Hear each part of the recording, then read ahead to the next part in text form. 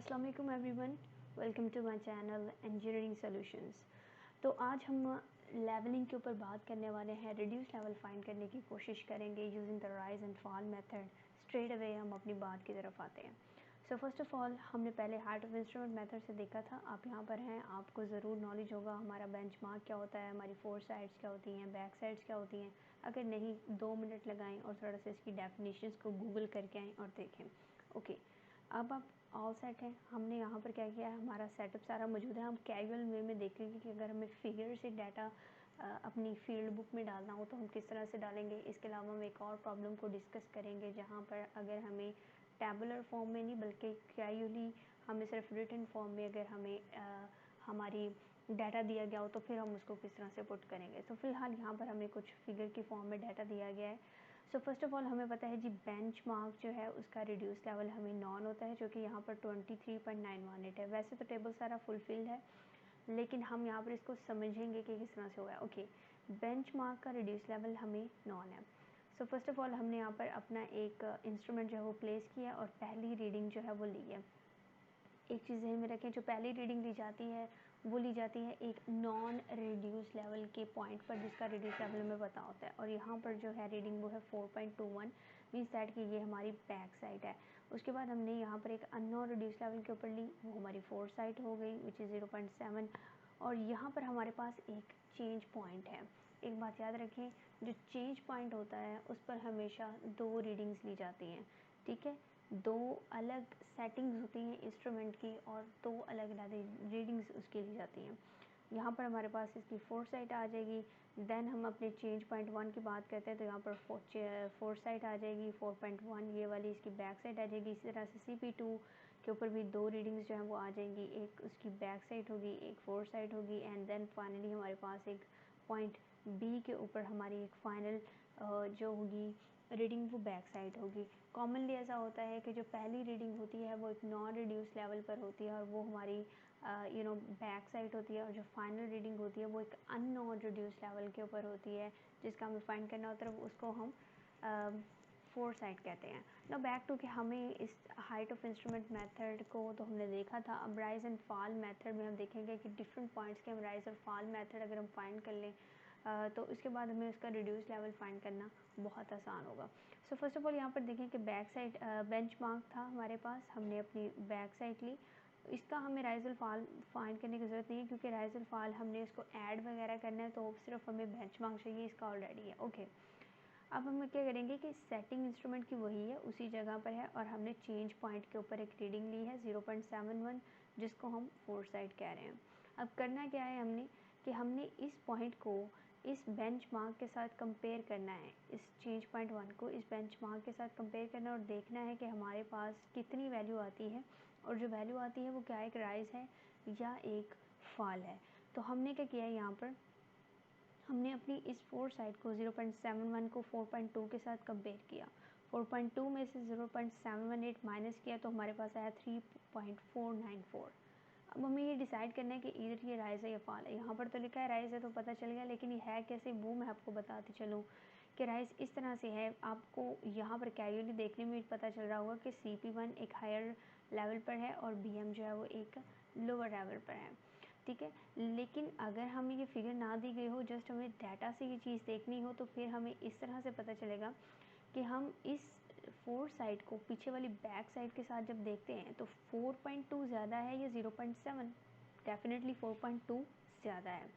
अब एक स्टाफ पर जब हमारे पास अगर इसको देखें, फॉर एग्जांपल 1 2 3 एंड 4, यहाँ पर स्टाफ के ऊपर रीडिंग ज़्यादा आ रही है और इसको अगर हम कंपेयर करें यहाँ पर 0.7, जस्ट 0.7, इससे हमें ये समझ आता है कि अगर स्टाफ पर रीडिंग काफ़ी ज़्यादा होगी रिलेटिवली दूसरे पॉइंट के, मीन्स दैट कि जितनी ज़्यादा स्टाफ पर रीडिंग उतना ही वो पॉइंट जो है वो लोअर लेवल पर होगा, और जितनी कम स्टाफ की रीडिंग आएगी उतना उसका लेवल ऊपर होगा। ठीक है, पहले आपने इसको माइनस करना है, इस बैक साइड के साथ हम अपनी फोर साइड को कंपेयर कर रहे हैं, इसको माइनस करें 3.4 आएगा। देन आप देखें कि बैक साइड के बाद जो फोर साइड हमने ली है क्या वो हाई लो है या हायर है। ठीक है, यानी कि वो कम है या ज़्यादा है। अगर वो कम है मीन्स दैट कि हमारा पॉइंट जो है वो ऊपर है, वो एक राइज है।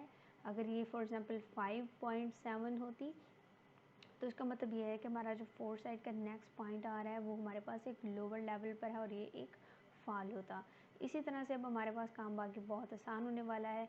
जब हमने राइज इसका फाइंड कर लिया है, ठीक है, तो हम क्या करेंगे कि जो पीछे वाला हमारा रिड्यूस लेवल था बेंचमार्क का वो था 23।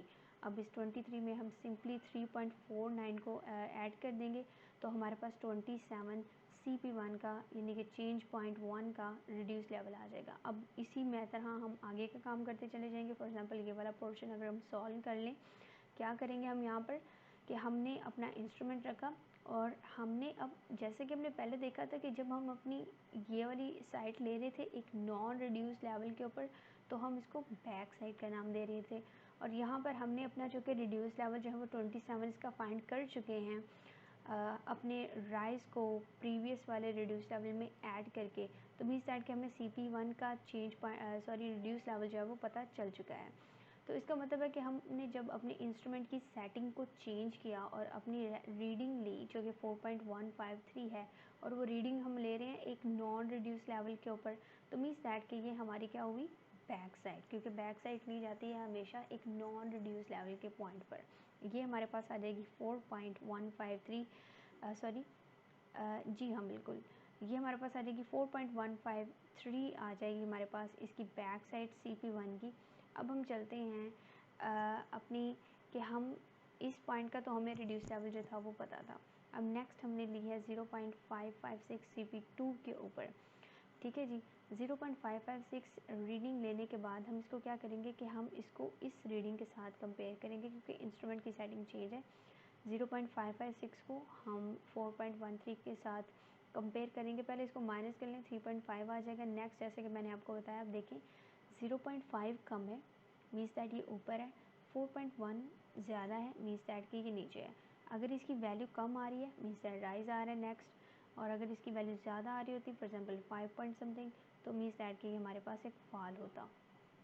अब हमारे पास जो कि ये एक राइज है, हम इसको 27 यानी कि पीछे वाले रिड्यूस लेवल में हम इसको ऐड कर देंगे और हमारे पास 31 आ जाएगा। इसी तरह अगर हम CP2 की तरफ चलें तो पहली साइड जो कि इसका हमें रिड्यूस लेवल नॉन है, पहली साइड हमारी बैक साइड होगी। नेक्स्ट हमारे पास फोर साइड होगी, जैसे कि आप देख सकते हैं ये बैक साइड है, ये हमारी फोर साइड है, ठीक हो गया।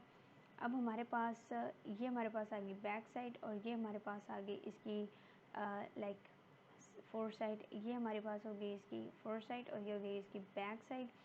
अब हमने क्या करना है यहाँ पर कि हमारे पास हमने इसको कंपेयर करके इसको हम कंपेयर करेंगे 0.56 को अब 4.1 के साथ कंपेयर करें, 3.5 हमारे पास आ जाएगा।